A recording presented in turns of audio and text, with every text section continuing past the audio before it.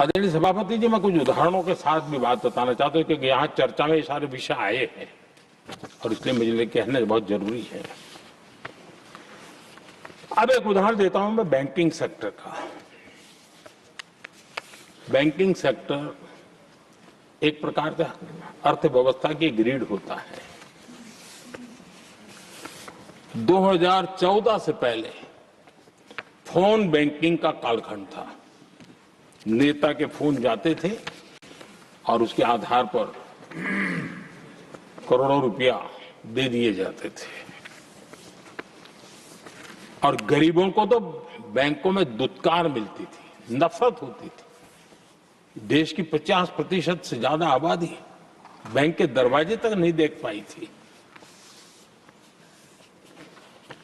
कांग्रेस के नेताओं के फोन पर अरबों रुपये लोगों को दे दिए गए और जो ले जाते थे वो अपनी पर्सनल प्रॉपर्टी मान करके पैसे हजम कर जाते थे। यही खेल चलता रहा।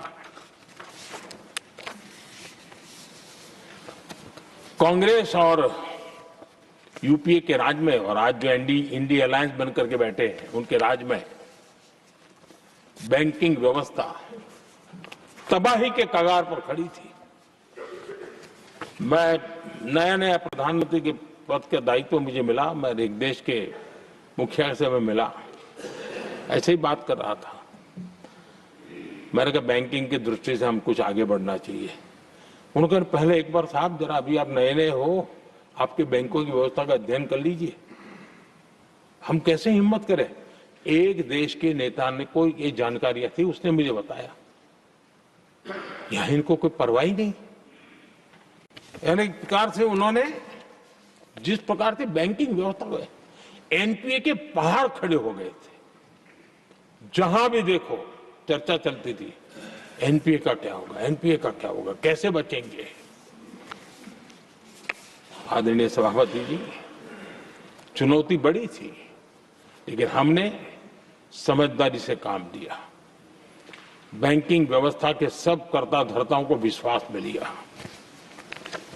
रिफॉर्म की आवश्यकता थी, हिम्मत के साथ रिफॉर्म किए, पारदर्शी व्यवस्था बनाई, ढेर सारे बैंकिंग रिफॉर्म्स हुए और जो सरकारी बैंक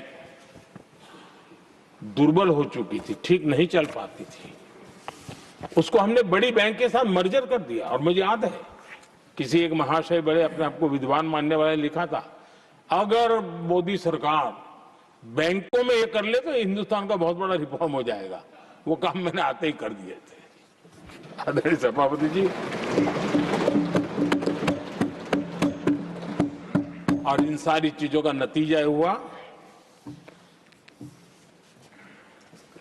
बैंकों में जो बीमारी घर कर गई थी उस बीमारी से बैंकों को मुक्ति मिली। बैंकों का स्वास्थ्य सुधरा, लगातार सुधरा, अभी भी तेजी से आगे दौड़ रहे हैं। और बैंकिंग का जब स्वास्थ्य सुधरा तो लेन देन का कारोबार भी उनका बढ़ा, लोगों को पैसे मिलने लगे, सामान्य व्यक्ति को पैसे मिले। ऐसे ऐसे गरीब लोगों को लोन मिले जिनके लिए कभी बैंक के दरवाजे बंद थे, बेचारा दूर से देख करके उसे जाना पड़ता था। आज मुद्रा योजना जो देश के नौजवान को अपने पैरों पर खड़े रहने की ताकत देता है, मुद्रा योजना जो स्वरोजगार की प्रेरणा देता है, लेकिन स्वरोजगार के भाषण के काम नहीं होता है, उसका हाथ पकड़ना पड़ता है, उसको साथ देना पड़ता है, उसको सहाय देनी पड़ती है। और हमने मुद्रा योजना के द्वारा 30 लाख करोड़ रुपया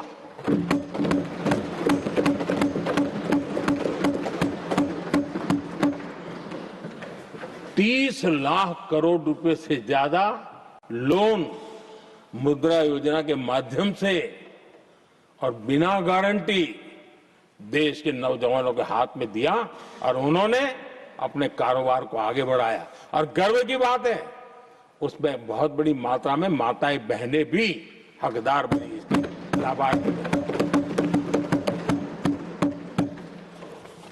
सेल्फ हेल्प ग्रुप, इन दिनों ग्रामीण महिलाएं बड़े सपने देखती हैं। खुद अपने पैरों पर खड़ा होना चाहती थी। विमेन सेल्फ हेल्प ग्रुप का हमने विस्तार तो किया ही किया, लेकिन 10 करोड़ बहनों को हमने सीधी आर्थिक मदद की व्यवस्था की। हमारे एमएसएमई सेक्टर को हमने भरपूर लोन दी और मैं आज बड़े संतोष के साथ, बड़ी जिम्मेवारी के साथ इस पवित्र सदन में कहना चाहता हूं, हमने एनपीए जिसके पहाड़ हुआ करते थे 2014 के पहले, आज उसको हमने नीचे निम्न स्तर पर लाकर के खड़ा कर दिया। आज एनपीए 1% से भी नीचे है। ये अपने आप में बैंकों के स्वास्थ्य के लिए बहुत उत्तम काम हमने किया है। इतना ही नहीं, हमारे बैंकों का प्रॉफिट आज रिकॉर्ड पर है, हाई रिकॉर्ड है उसके। ये अपने आप में देश की अर्थव्यवस्था को ताकत देने के लिए, बैंकिंग व्यवस्था मजबूत होती है तो बाकी अर्थव्यवस्था को भी मजबूती मिलती है। उस काम को कहेगा।